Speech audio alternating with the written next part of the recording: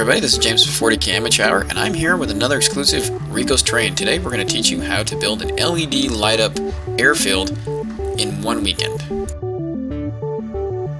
Alright, let's get started. As you can see here, the first thing you're going to need is you're going to need some foam core. Doesn't matter the size, we kind of got the flimsy kind. And note later that we're going to put some backing on it. You see I got my little helpers here, my little 40K Amateur Simon, 40K Amateur Hour Emma. And all we're going to do is we're going to put this on a seesaw in my garage. And basically what we're going to do is we're going to measure to make sure the board is 40K correct.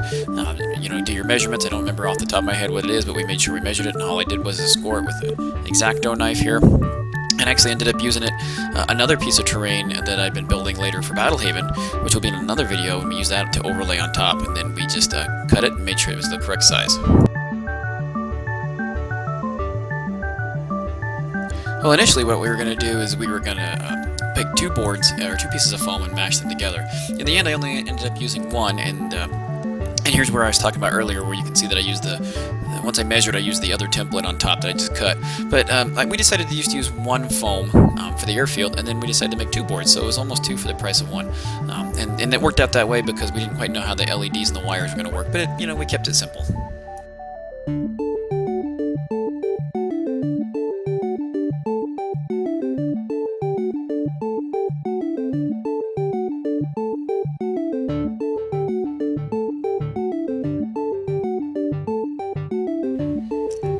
Alright, there you can see we have our first board ready to go. This is going to be our airfield board, so we got the right size, ready to rock.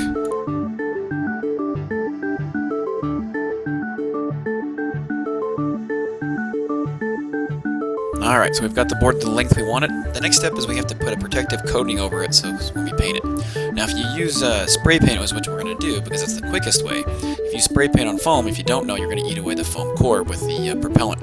So the easiest way that Rico and I and Chad have found to do this is simply Elmer's glue. So we went down to our local craft store, got ourselves a large bucket of Elmer's glue, poured the Elmer's glue right in there, didn't dilute it. We've tried diluting it in the past. We just go straight, get your nice paintbrush that you're going to be able to throw away, and you just go to town. Up and down, just coat the whole entire surface with Elmer's glue. This allows you to give a surface, it protects the foam, and you can paint on it now with any kind of aerosol spray paint that you want.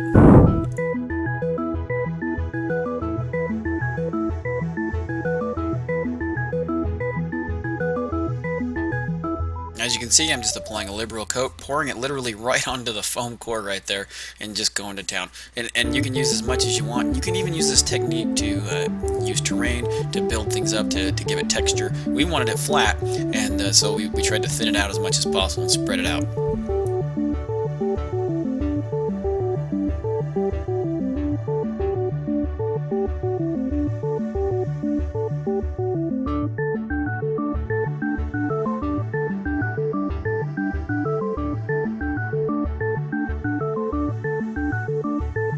Alright, so we've got the whole entire board coated with Elmer's glue. We're going to let it sit and dry for roughly around 8 hours. This is the longest part to wait for the whole weekend project, but you got to make sure it dries thoroughly.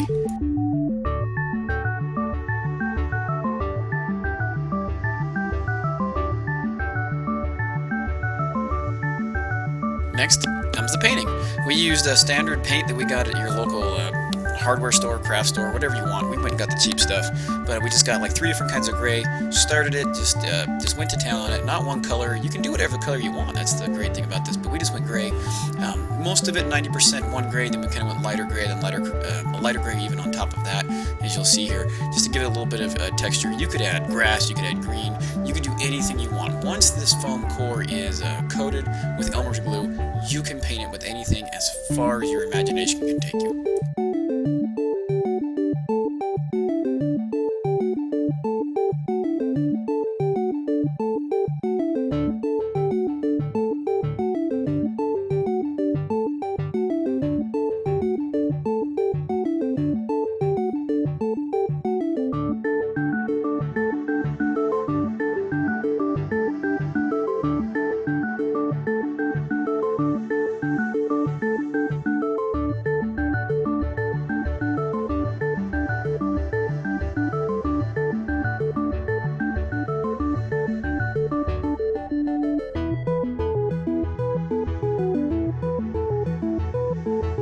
Alright, step 3. We found that the paint actually dried pretty fast, but we were out here in Utah and it was upwards of temperatures of 101, 102 degrees outside, and we were working in our garage. And yes, I know, we should have been wearing a mask when we were doing this because you can see all the fumes. Next, what we're going to do is we're going to tape off where we want the landing strip to go. Plain old painter's tape, blue tape, frog tape, whatever you want. We use the cheap stuff. Again, we're trying to make this as cost as effective as possible. We measured it out roughly where we wanted to go. This is basically day 2 of the project, and so we put the tape diagonal. It's better to have a longer runway in our opinion, but again, you can do whatever you want. You can do runways, taxiways, anything you kind of want to do. Here's where things get a little bit interesting. Instead of just using black paint, we actually got that flex seal thing that you found on TV. You know, the stuff that actually shoots real rubber that you can coat screens and make boats out of. So our runway is literally made of real rubber.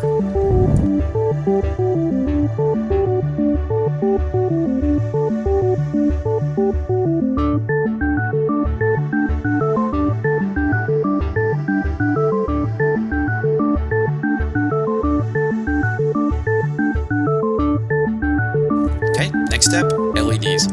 I went to Hobby Lobby and found these in the Christmas light section. It's a string of LED lights. I can get you the brand name if you want. Just comment below on the link and I'll get it to you.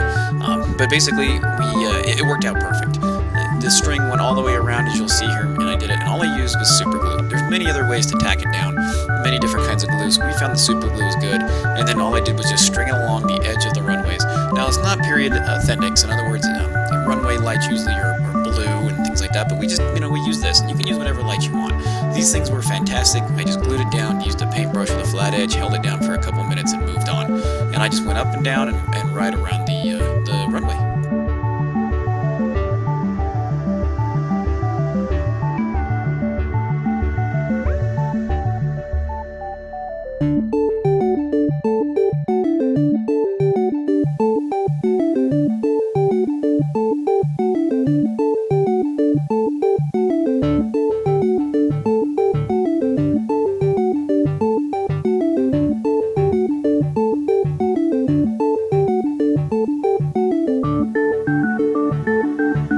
As you can see, this roll worked out almost perfect. We had a little bit of residual that I just kind of wrapped up underneath the board that no one will see. But this stuff was amazing, and I couldn't have planned it better, as if we did kind of plan it. We had a couple other ideas of how we wanted to do it, but again, this is the way I recommend it. Go diagonal. You can always cut this wire anywhere you want for the length, and it'll be done, and it'll still work just fine.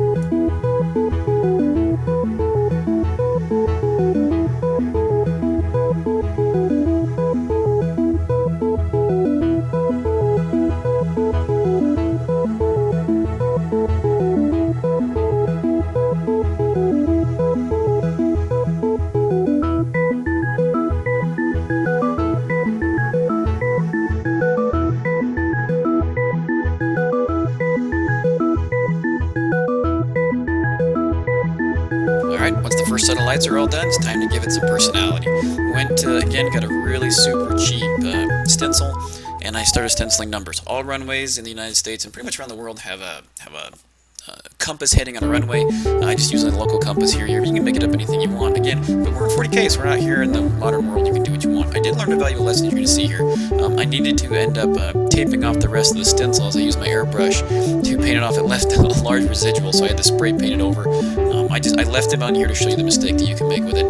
It's easy fix. Just put painter's tape over top of the stencil, and to only hit what you want to do it. And then you put your numbers on it. Then we're going to also begin to do our markings.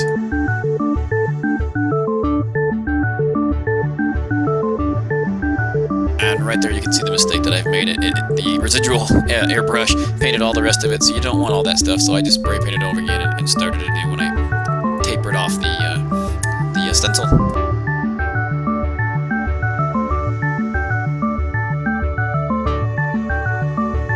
So after fixing my airbrush stencil mistake, we fixed that and got the compasses on, and then you gotta make the landing marks down the middle.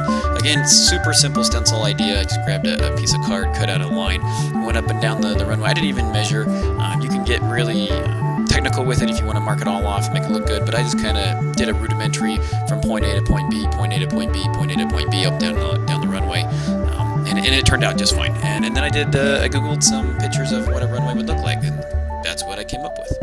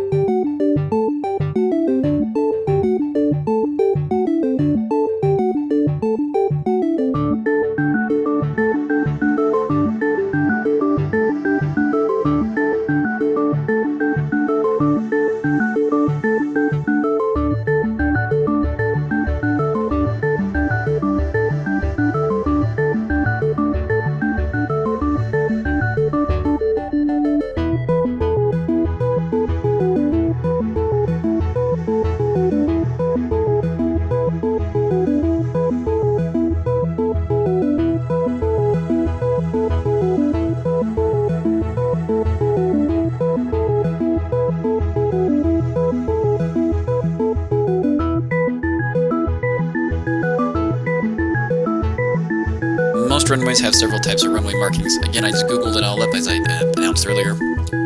Took a Photoshop of what it was, or took an image off of Google, and then I just copied it with the colors. The yellows is usually right down the middle, and then the white are your different kinds of touchdown markers and things like that. Went really fast. It just took me a little bit, maybe 30 minutes to do the whole up and down there, and life was good.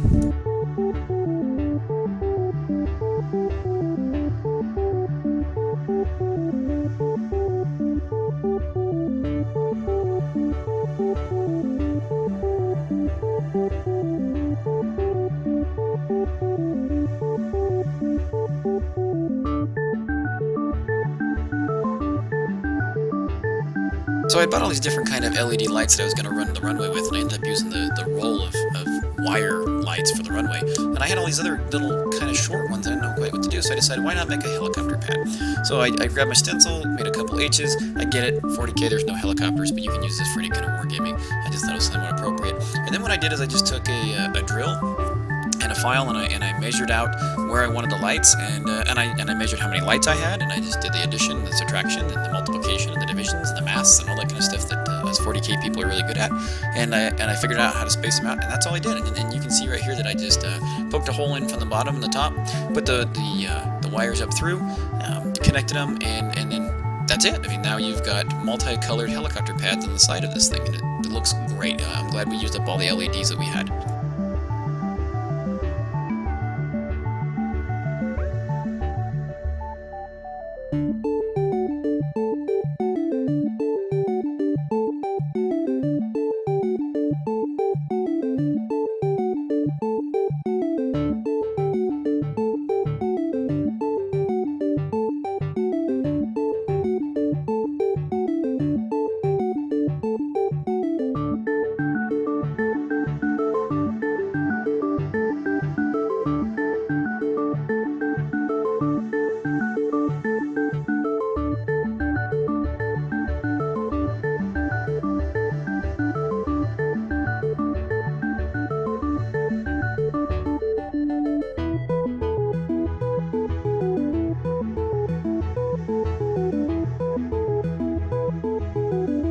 And that's it. Now you have your landing pad. Here's us playing a game on the 4th of July. Let's take her in for a landing and take a closer look.